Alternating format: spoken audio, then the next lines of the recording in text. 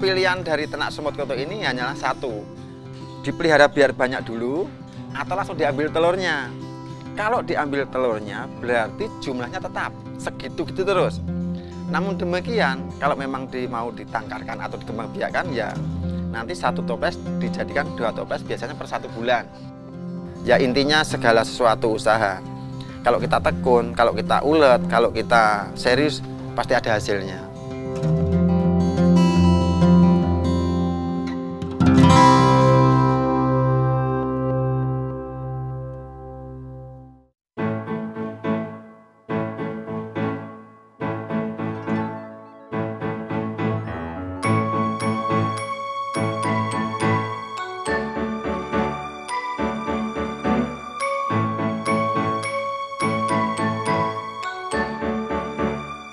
Perkenalkan, nama saya Widodo. Saya merintis atau memulai usaha ini dari tahun awal 2009.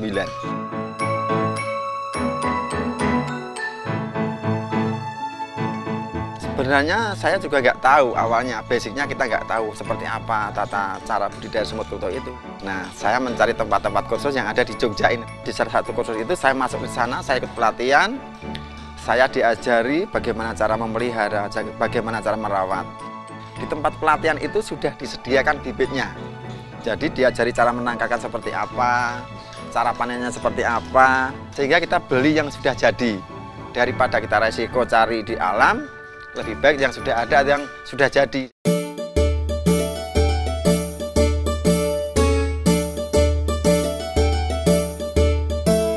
Pilihan dari ternak semut koto ini hanyalah satu, dipelihara biar banyak dulu atau langsung diambil telurnya.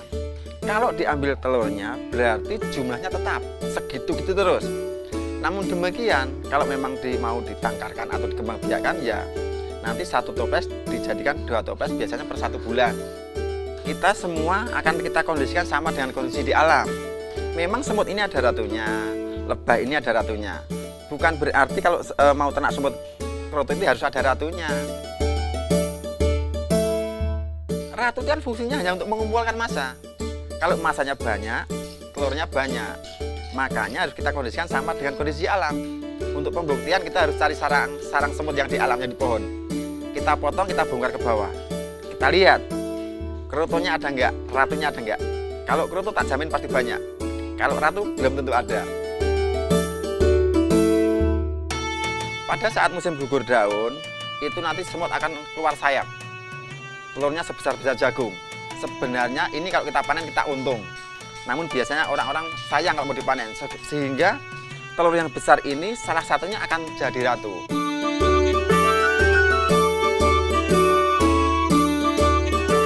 Kalau ada orang mengatakan ternak semut koto harus pakai ratu, berarti yang mengatakan ini ujung-ujungnya mau jual ratu. Di tempat saya, ratu saya kasih nggak usah bayar gratis.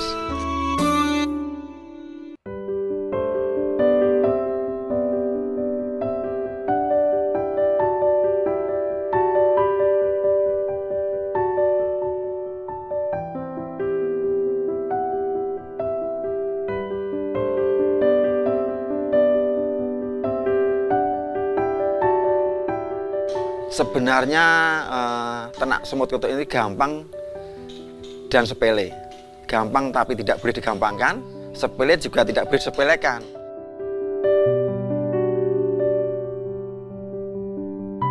Semut ini kan tidak suka hal-hal yang berbau tajam kimia, sehingga media berpengaruh, sehingga isolator berpengaruh. Coba kita cek di pasar, kita beli toples plastik yang baru, kita cium, bau apa enggak? Kalau bau berarti udah nggak pas untuk ternak. Karena medianya ini menggunakan mika, maka kalau mika ini kena sinar matahari langsung, dia akan berkeringat. Karena sarang semut ini hanya dari air liur, sehingga air liur ini akan roboh. Sehingga semut akan membuat rumah lagi, kan kasihan. Untuk itu, kita yang mengkondisikan atau menghindari sinar matahari langsung tersebut.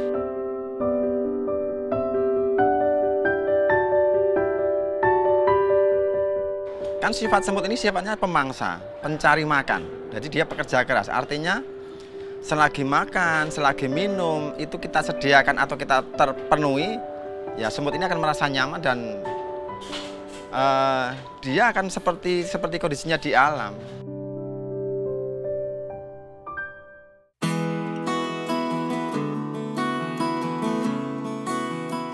kedua, isolator. Kalau misalkan semut ini kekurangan pangan, semut ini kehabisan minum, tentunya dia akan mencari. Karena sifatnya pemangsa, dia akan mencari mangsa. Nah, karena isolator atau penghambat ini kering, otomatis dia akan lari dengan gampangnya. Dan itu hanya hitungan menit atau jam aja. Boleh apa saja, yang penting tidak mengandung unsur bau yang tajam. Dalam hal ini yang gampang biasanya minyak goreng. Apapun bentuknya boleh minyak goreng.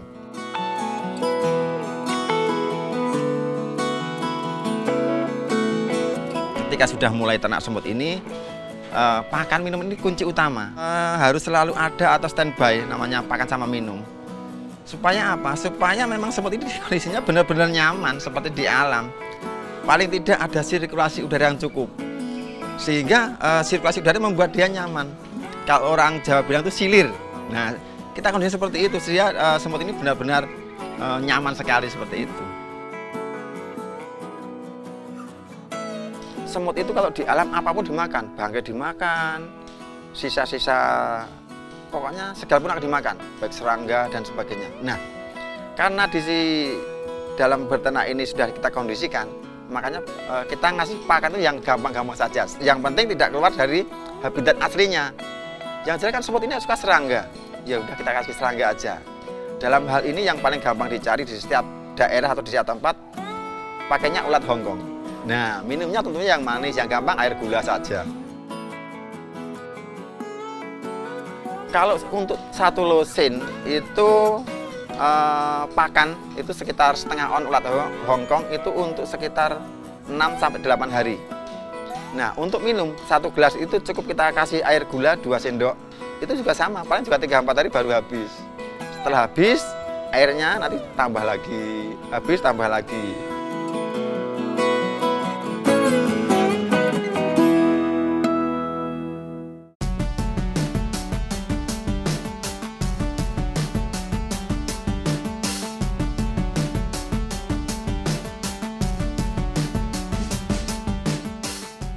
Sebenarnya kalau kroto itu sebenarnya seperti beras, Mas. Ada tukang pakan burung di situ pasti ada yang namanya kroto. Saking banyaknya kebutuhan kroto ini. Sehingga ini salah satu alasan saya yang kuat bahwa kroto ini sebagai mata penghasilan saya sampai kapanpun.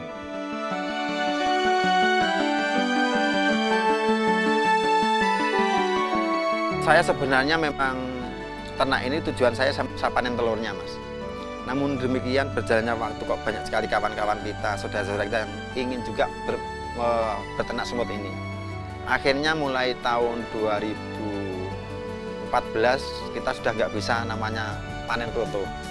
Orang di sini pasti carinya bibit kroto, ingin diternakkan lagi. Nah, saya senang sekali, harapan saya yang sudah memulai ini benar-benar dengan sungguh-sungguh cara beternaknya, sehingga ini adalah salah satu mengurangi pengangguran di negara kita ini.